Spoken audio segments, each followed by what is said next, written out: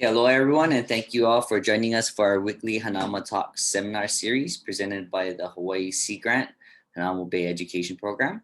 My name is Gavin E.Y., and I am the Outreach Program Coordinator for the Education Program. First off, I would like to introduce Nicola Hedge, and she is the Deputy Director, as well as Holly Kim, who is the Energy Policy Analyst, and they'll be talking about what the CAP climate action to meet our carbon pollution elimination goals. Just a little housekeeping rules before we do get started though. Please turn off your microphone as well as your video function during the presentation, and as well as to keep all your questions till the end of the talk. At any time, please feel free to type it in the chat box as well, and hopefully we can address it at the end of the talk for our question and answer session. With that, I'd like to introduce Nicola Hedge, and she'll begin her presentation. So it's all yours. Thank you, Gavin, and aloha, good night, or good evening, everybody. It's really great it's an honor to be here and exciting to see how you're able to focus some dedicated time through this education series with our office. I'm not sure if any of you caught last week, but my colleagues Ujay and Matt were here to talk a little bit about Oʻahu being climate ready and really looking ahead towards the kinds of impacts that we're seeing today, this week, and we'll continue to do so into the future, and how we can be best prepared as a community to face more of those and minimize their impact on communities. And then tonight, we wanted to focus more on the looking at what we can do and complement to that to reduce the root causes of climate change. And so take our role as an island, our kuleana collectively, to make sure that we're first doing no more harm and making sure that we're reducing emissions and doing so in a way that can also improve community in various ways.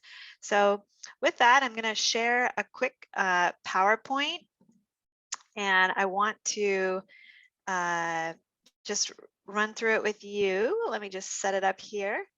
But with a relatively small group, please don't be shy if you have questions. I think probably the chat is the easiest way, which myself and Holly can monitor. And then we've got a presentation. Definitely want to introduce my colleague, Holly Kim.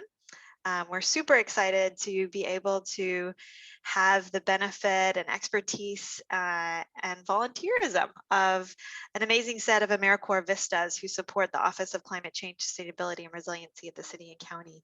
And Holly is one of those. She's been with us for a year, just over a year, and has been really instrumental in the work that we're going to be talking about tonight. And she'll have a couple slides to share some of the specific projects that she's been working on to improve really our transparency as a city and what we can do to best engage with the public around these issues.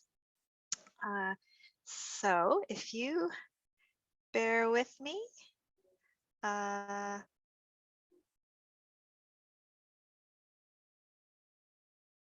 Is everyone able to see that okay? Maybe Holly can be my test case. See the presentation? Great.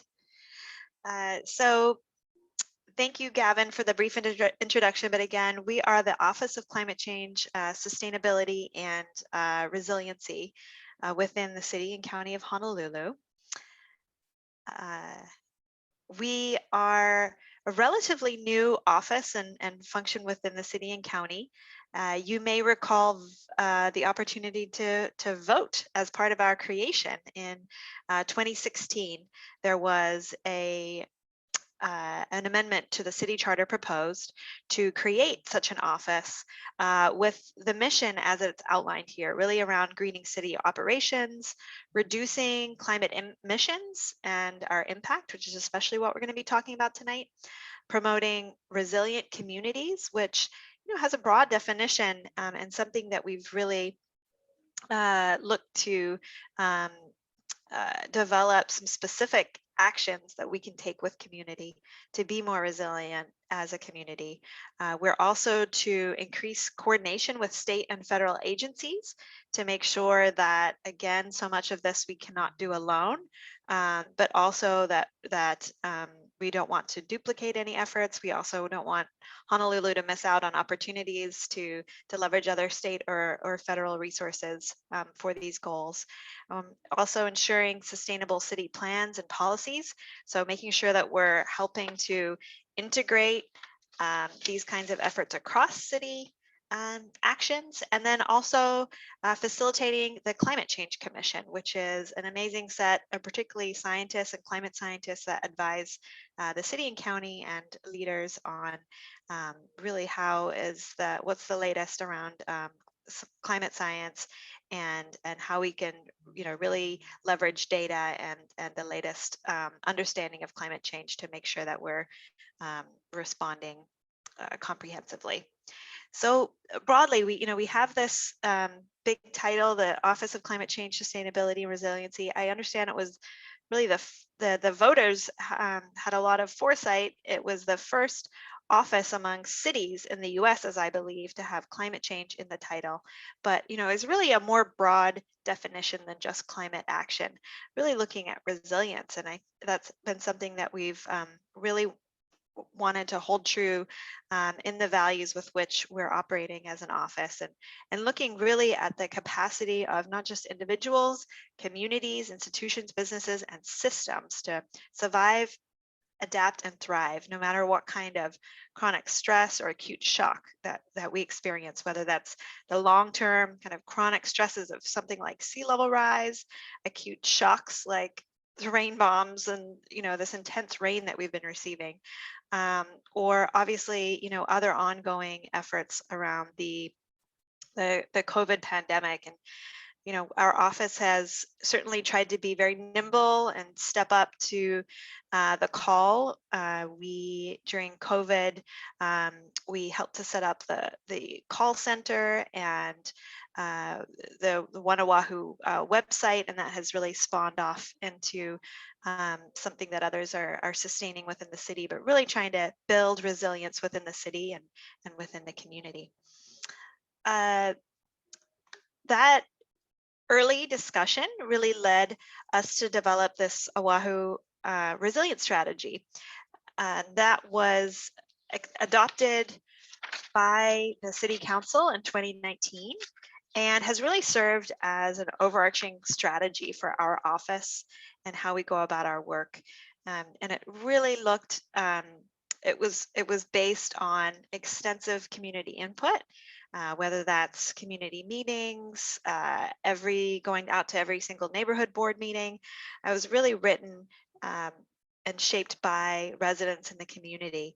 And it overall really had us be grounded in some of the biggest needs of community around being able to remain rooted, remain here in Oʻahu with a lot of the affordability challenges.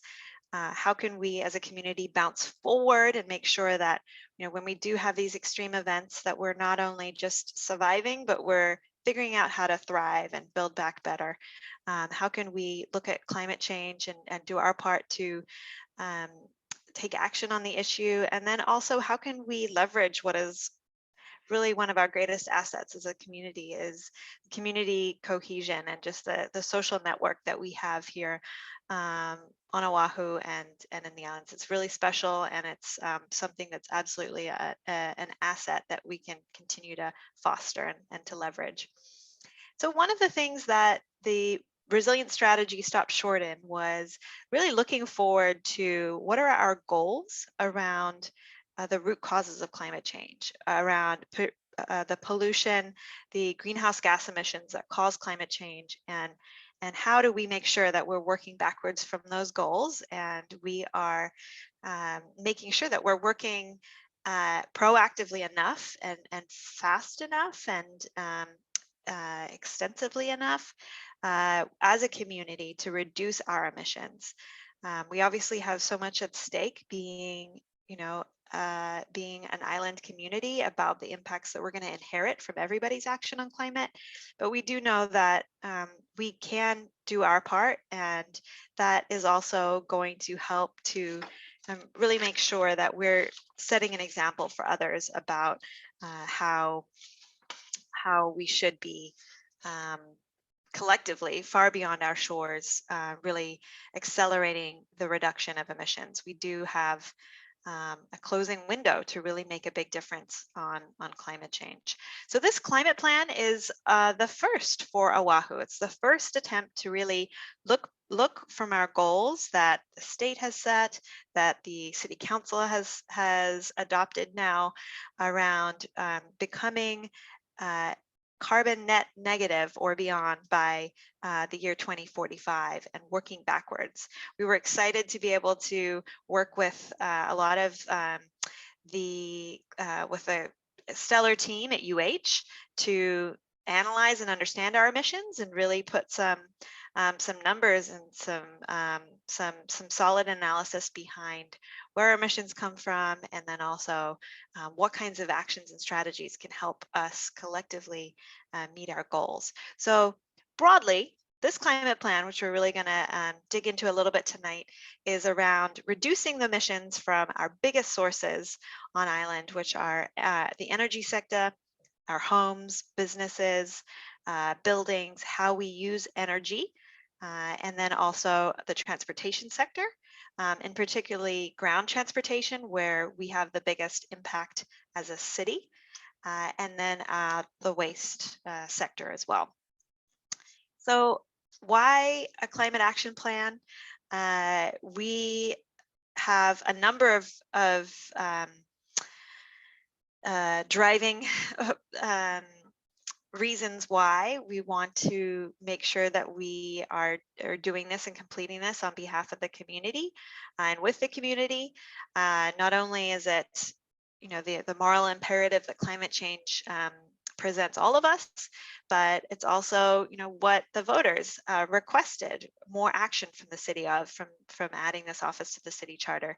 The Paris Climate Agreement, which the city said even when the US pulled out of it, we commit to still being at the table and reaching these international goals.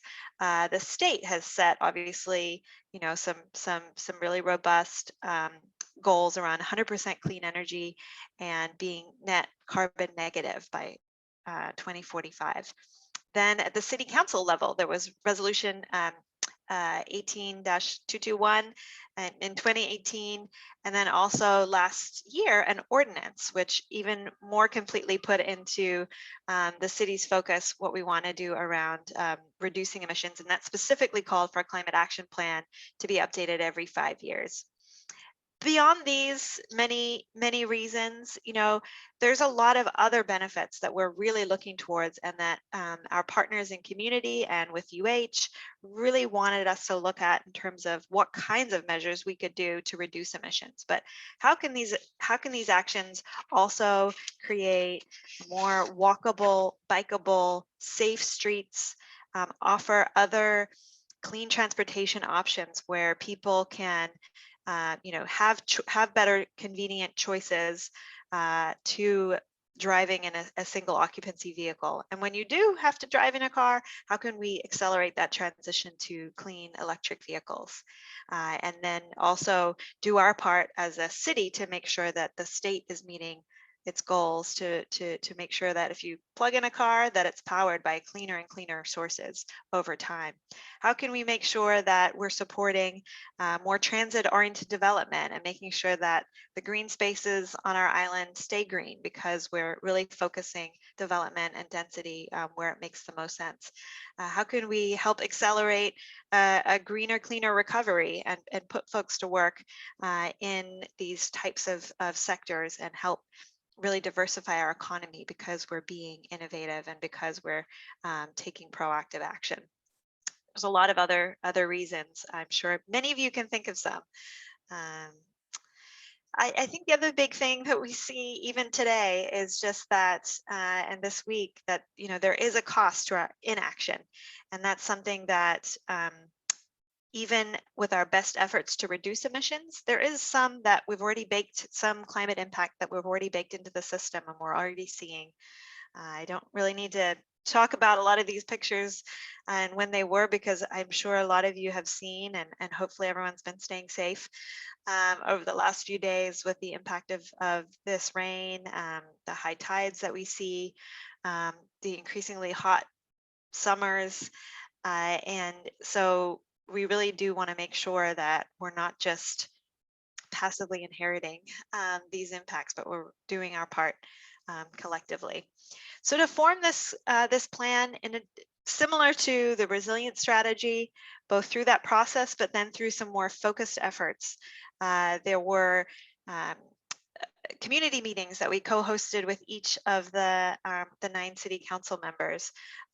We worked with all the other city departments. We did some virtual open houses. We wanted to take some more action during, right as COVID started to spread and we entered some lockdown. So we did some virtual engagement. We did a survey. We really wanted to make sure that, you know, this strategy was grounded by community. And, you know, overall, you know, people were really excited, and honestly, there were more ideas than I think we had capacity to fit into a final climate action plan. But I know that this is something that is going to be iterative over time and something that we will absolutely need to continue to ramp up, tighten and expand over time. I think one of the big things that really resonated through our community survey was, in particular, when asked, you know, what was something that people would support, having a neighborhood that is connected, having the amenities that you want to access on a weekly basis within kind of walking distance, within biking distance, was a big piece of was a big priority for people. There was a lot of discussion also about equity, making sure that as we transition to a cleaner, more sustainable community, we're not leaving behind community members from different kinds of technologies or opportunities or community investments. And in fact, intentionally investing more in places that haven't seen that kind of opportunity. And then also a lot of support for renewable energy, but making sure that it's in consultation with community, remaining adaptable to new technologies and solutions, and also being realistic about timelines and what it takes to move things forward. So I do want to just look at the, you know, where emissions are right now. Where are we starting from? What are the trends that we've seen over time? So here, just getting into some of the numbers, you can see some trends from on the far left. In 2005, we have definitely been able to reduce emissions since then. It's exciting to see some progress since then, but you'll notice over the last 4 years that we have inventories completed, you know, our emissions have remained pretty stubbornly stagnant, and or in the last year, our emissions actually went up 1.8% from 2017 to 2018. So we're not seeing the kind of change just naturally happening as a business as usual. So we know we need to take more concerted action. I know that, you know, you probably guessed and or seen or heard about the impact of, you know, this pandemic and the impact that it's had on economic activity. I think a lot of, you know, there's, for good reason, we're starting to see more activity and people being able to open up more safely as the economy can open up. But a lot of folks, a lot of analysis shows that unless we take new action and we think more deliberately about how we use energy and move around, our emissions will just continue to, will quickly equal, if not surpass, where we were in 2018. So where exactly do our emissions come from? And this is something Holly has really helped us with. And we're excited to have her her technical abilities to help gather this data and update our inventory. But overall, the biggest sources of our local emissions are from transportation overall, whether that's aviation, on highway, so the cars and trucks driving on the roads with us, by us, and marine transportation. And then also buildings and other industries that use or produce energy, whether that's the residential sector, the commercial sector, and just our other industrial processes. And then also you can see a relatively small but significant source of emissions from waste as well. Let's see. There may be some other questions on that, but overall, I think we, well, in another slide or two, I can expand a little bit more. So given that snapshot of our emissions are either flat or more recently rising, and understanding where our sources come from, where can we go from here? And this is part of what the team at UH dug into with a lot of analysis, and really created a pathway, not only looking at in the blue what our emissions are projected to do in the future if we're successful in implementing the policies that are already on the books. Then we'll see this downward trend of blue. If we also take local action, then we'll see this downward trend in yellow. And I think, we recognize at the city that it's essential that we look at what sectors that we really impact as a city and as a community here in Oʻahu. But it is really important that we don't lose sight of some of the other important state and federal policies that can make a really big impact, and make sure that as a city, we're certainly not an impediment to those being implemented, but we also figure out how we can help hasten their successful implementation as well. So overall, this climate action plan will help decrease our emissions 16% over the course of 5 years, which, when combined with the impact of other state and federal policies, will reduce our emissions by 45% from the baseline in 2015. So it's both ambitious, but hopefully achievable in the types of actions that we've outlined.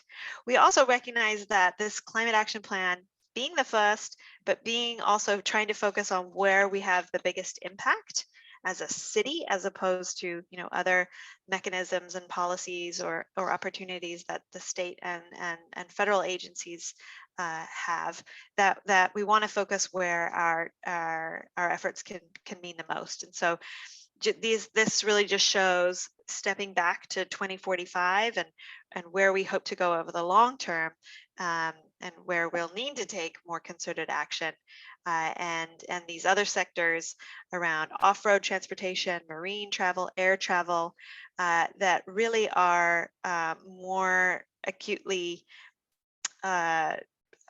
impacted by state or federal action. But we know that just this climate action plan alone won't get us to our 2045 goals, but it's a really important step forward that we're excited to help lead. So with that, I want to pivot a little bit to where we are, to where we're going.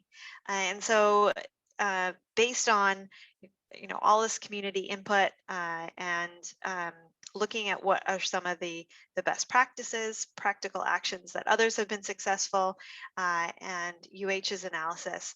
These are really there's 9 broad strategies that are intended to reduce our emissions. So I won't necessarily read them all here, because I think you can kind of peruse these, but they really look at how we can focus density and mixed uses where they may make the most sense, enable green transportation, be efficient with the kinds of parking and the streets that we have, electrify both the city fleet and support high efficiency vehicles, also being as efficient as we can with city buildings, but also promoting energy efficiency in the community to help lower energy use and save on energy bills, supporting renewable energy, and really looking at how we can be efficient with waste.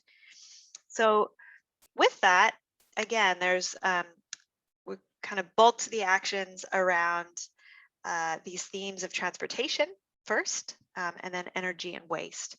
And so you can see here, there's a number of things that we can and need to do, especially from looking at the cars and trucks, the impact of cars and trucks that we drive, and ground transportation, which is again where the city can have the biggest impact as opposed to some of the other aviation and marine travel.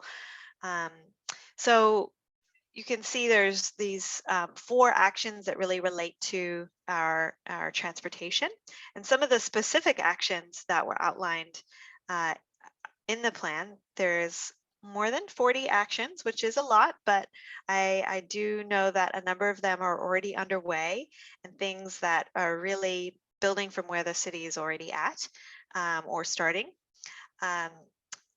Some of the actions you can see here in the highlights are around our bikeways. Oʻahu has a bike plan. In that, there are a lot of community-driven priorities around how to build out a safer network for bikes and connections for people to make it more safe, more feasible, more pleasant, and a more convenient option. Looking at shade trees to make both biking, walking, and other trips more pleasant, but also the other benefits of shade. Looking at dedicated bus lanes and how to make sure that transit really is an even more convenient option for more people. The bus gets stuck in the same traffic as the rest of us. So how can we use options like this to really build the convenience and the speed and the safety of bus and transit? I know the bus is beginning its journey towards being electrically powered as well. The first electric bus came on island late last year, and there's at least another 16 that are being procured and delivered to the city in the coming months. And then lastly, also looking at how the city can lead by example. So the city is already committed to ensuring that its 3,000 odd vehicle fleet is powered by clean energy by 2035. But we need to make sure that we're baking that into the decisions that get made on a weekly, daily, monthly basis about the kinds of, or how we maintain and procure new vehicles as needed. Then also looking at buildings and our energy use and how, what powers the lights that we're all on, our appliances, the buildings that we go to for work, or other kinds of recreation. So we certainly, at the city, have focused first on what we can do on our own facilities. So there's a lot of opportunities that we have underway to really try to lead by example, make sure that we're measuring our energy use, we're understanding it, we're identifying some of the, sometimes it's very low-hanging fruit to reduce our energy use.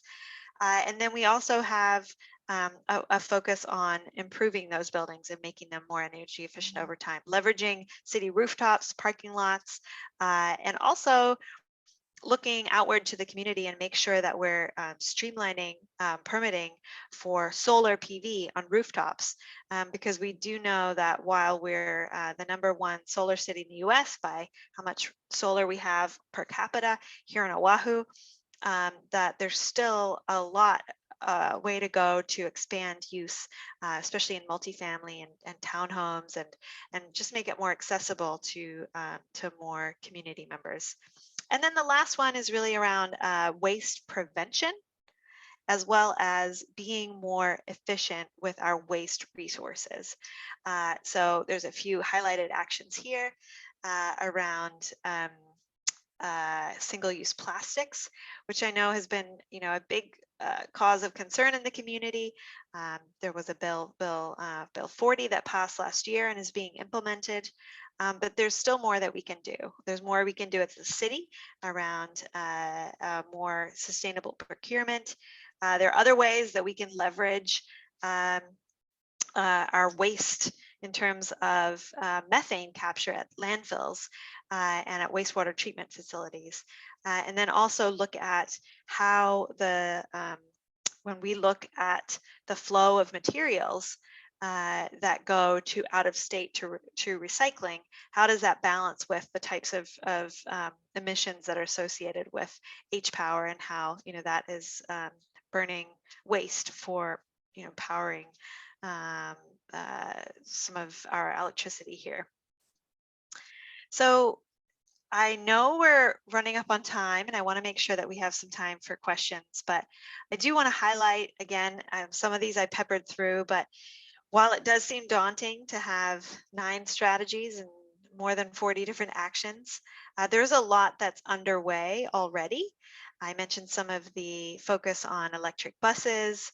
Then the complementary is a photo of some of the electric bus charging facilities that are being installed to help power those electric buses. There's a lot of projects around complete streets to look at how we share the roadway for not just cars, but transit and bikes and folks walking. And then we have 2 on the energy side for our city. We actually have 2 large energy performance contracts where we have put out to the private sector to say, what are your good ideas to help us to save energy on our city facilities, and how can you help us accelerate those? And then we can pay for them without upfront costs, but with the energy savings over time. So it's going to be a big opportunity. They're already auditing some 65 different city facilities. And then I mentioned looking at how we can accelerate like rooftop solar as much as possible while still balancing health and safety around permitting. But an ordinance did pass late last year, and it's something that the city's actively incorporating. So we are right now going through comments that we received in February. We had a public comment period, which again builds on all the input that we've got throughout this at least 2-year process. We're looking forward to sharing this over with council and really looking at how we can pivot and really focus on prioritizing our next steps and actions and working with you all in your various capacities, with other nonprofit business and other government partners to actually implement this plan. And we do, we are required and we are excited to report back to the community on an annual basis and make sure that we're keeping our eye on the gauge and is this making a difference? Is it making enough of a difference fast enough? Not just on our emissions, but on the other community benefits we hope to see. And another big piece of it is that we don't have to wait for government. There's a lot of things that you can do. Here's just a few of the things. There's many other things which I'm sure many of you do or can offer up in the discussion. But whether that's to remain active at government, hold us accountable, tell us what you like to see more of, and other leaders. Whether that's in the choices you make at the store, the supermarket, what kind of choices you make about how you move around. Obviously, COVID has changed some of the options for folks, but certainly after that, efficiency is going to be important. And certainly there's a lot of great rebates and things that are out there from Hawaii Energy to help you save money and be more efficient. Before we conclude to some Q&A, I did want to give Holly an opportunity to highlight a couple of the things that we've tried to do in our office to make not only understand you can't manage what you don't measure. So measuring and understanding our own sources of energy, but also trying to improve transparency and accountability in the community. So Holly, I'd love to just give you the floor for a couple minutes here. I think you can keep your slides up since it's only 2 slides.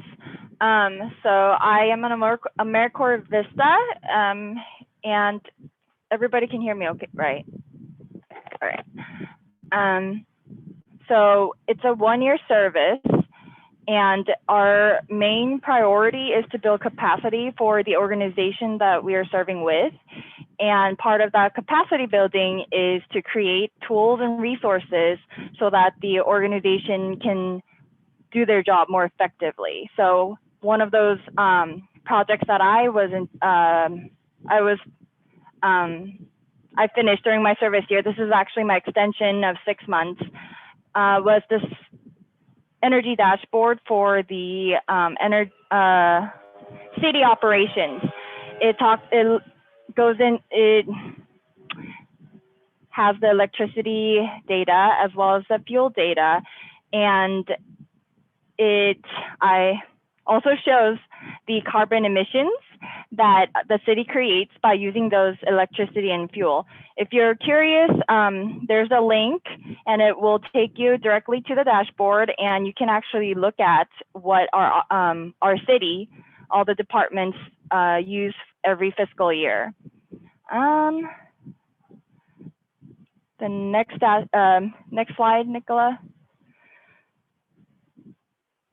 So Nicola went into a little bit detail about the greenhouse gas, and I had no background in energy whatsoever when I first started my position. So when I was told to update our emissions inventory, I had no idea what it was. I didn't know what went into it, what really it was.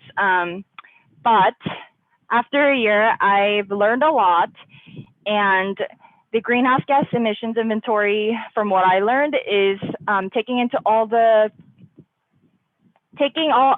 of all the fuels, all the energy that is used by different sectors throughout the island, and converting that or estimating that into the carbon dioxide equivalent, which is the emissions metrics that they use. And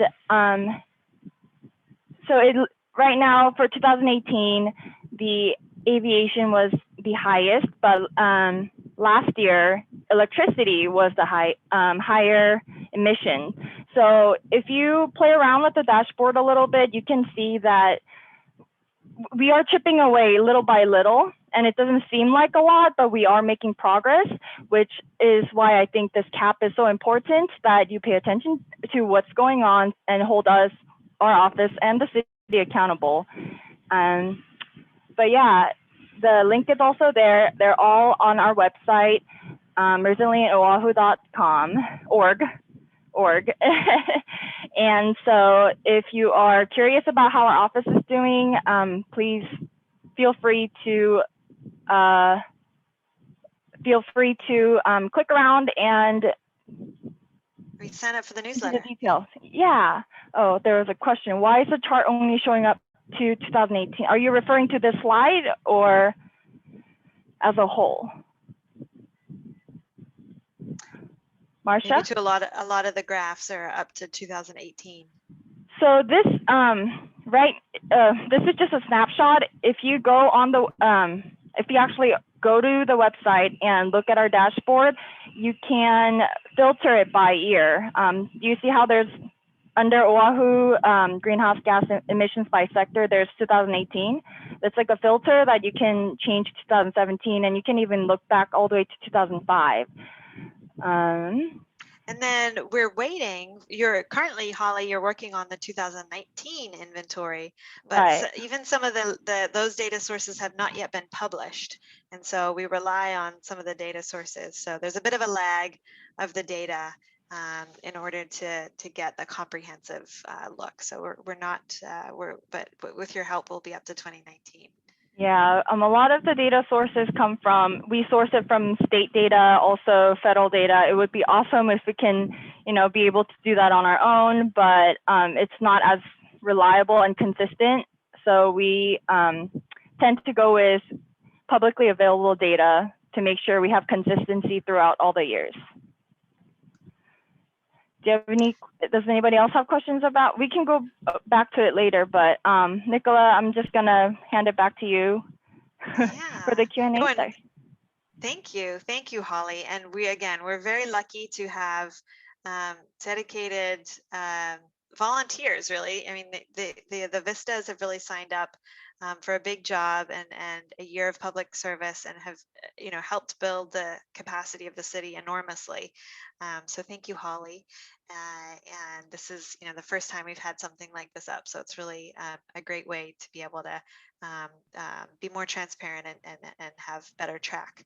Yeah, and especially in COVID year, so like I'm learning that this office is a lot for the city as well. So please tune into a lot of our public engagement as much as possible. Awesome. And I know, Marcia, you had some great questions, it looks like. One around the most recent, looking at specific technology around jet fuel. I did not actually get a chance to read that article, but that specific article, but I know, if we go back to, looking at our emission sources, aviation is a big one. You can see here on the graph, it's a big source of emissions. And so there's certainly a lot that the airlines are doing and others are doing to make sure that our fuel sources can be, greener over time, and that we're really making sure that, where possible, that we look not just at electric vehicles around ground transportation, but also for planes. So maybe even if you have a link to that article, it'd be great to share and make sure that I've caught up on that, and that others might be interested in reading that. I was looking at it just as you were presenting. Okay, great. Yeah, and it looks like it's a lot of, something that I've noticed working for the city is that sometimes we're restricted in our ability to really address those type of issues because the jurisdiction is state. But one of the slides said some of the things you can do. You can always reach out to your state representatives and let them know that your opinions are around those. It really makes a big difference. Absolutely. Absolutely. And then you'd also asked Marcia around the new mayoral administration and any particular change in focus. I'm a new deputy director of the office. I have been there. I've been fortunate to be able to have a role over the last 2 years there through a grant that the team had applied for, and it was really around how can we accelerate through the Bloomberg Philanthropies American Cities Climate Challenge our work to reduce emissions. And so myself and Matt Gonzer, the director of the office, he has also been in the office for the past 3 years. So we are collectively, between Matt and I, very familiar with sort of the two big areas of focus from our previous work. And I know that, the mayor has spoken throughout his campaign, and also even just yesterday about reflecting on the intensity of the rains and how that's what we're likely to see more of with climate change. And so we really do have to take a very proactive approach. So we're excited to continue and to build on the work that we have been doing with the team and with the office, and excited to keep working with a lot of our peers who've been in the office this time. So definitely do stay in touch with us by our newsletter. We're very active on social media. If you have other questions, or you want to keep tabs on what else we're doing or how else you can get involved. Thank you for sharing that article too. And then you asked another question about the seawater air conditioning project. You know, that's one I've been, I was actually out of on parental leave for 3 months, and I'm just catching up to speed. I don't know the latest on that project, but I know that it's a big, ambitious project to really look at how we can more creatively power and cool buildings downtown. So something that I will I'll commit to checking in about, Marcia, and get back to you. I don't have the latest on that specific project. The project was actually they I just looked it up. I think they decided to shut it down. Right? Is that correct, Marcia?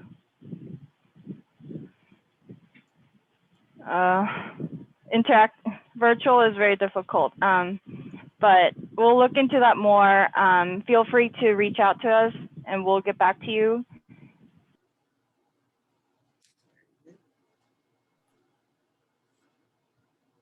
Any other questions from folks?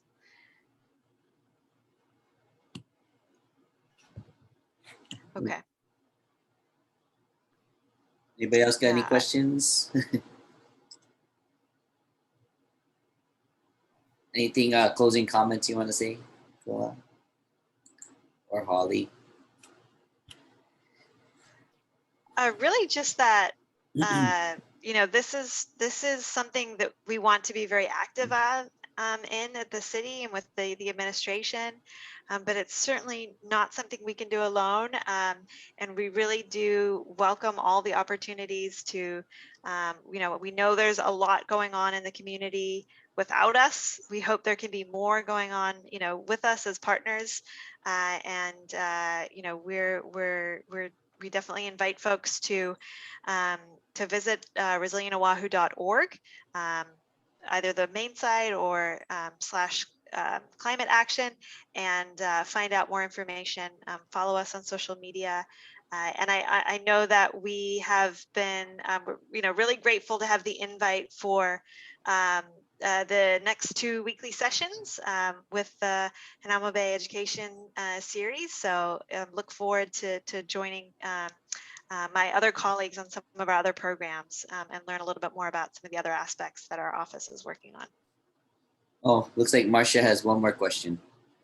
Anything about heart and climate change and sea level rise? I do know that heart has, you know, sea level has certainly been something that that has been being actively looked at with the with rail, whether it's the location, whether it's, you know, how high the facilities are. I can't speak to the exact specifications, but I know that that's something that has proactively been on their radar, as you know, as particularly as we build community infrastructure, public infrastructure, or as we look to, you know, where new homes and businesses to be. We really need to start now. Not only are we seeing the impacts of sea level rise today, but you know, within the lifespan of these buildings and this public infrastructure, it's going to be it's a real threat. You know, I've seen the impact on roads, lifeguard stations kind of being washed up on Waikiki Beach. You know, it is real, and it's something that I know, you know, was really taken to heart, I suppose, pun intended, in looking at the siting and the height and location of the rail stations. Great. It's good. Yeah. Yeah. I think No, any other questions? Just to kind of leave it. I know Marcia had a lot, but that was great questions. Oh, what were you gonna say? Sorry, I thought I cut you off. No, that was great. I appreciate all of these, and I know a couple of them in particular. If I can get you any more information, I certainly will, Marcia. You want to put your contact information there. But otherwise, thank you, everybody. With that, if there's no more questions, I'm gonna conclude this seminar. Thank you all for attending tonight's seminar, and hopefully you guys can make it for next week's on March 18th. Climate resilience and equity, the nexus of community center solutions. So hopefully you guys can make it for that. It'll be at 6:30 again. And with that, thank you all for joining us tonight, and hope you guys stay safe with these flash floods, and hope to see you guys next week. Thank you, Nicola, and thank you, Holly, for a very interesting presentation. And with that, say mahalo and aloha. Aloha. Aloha. Thank you.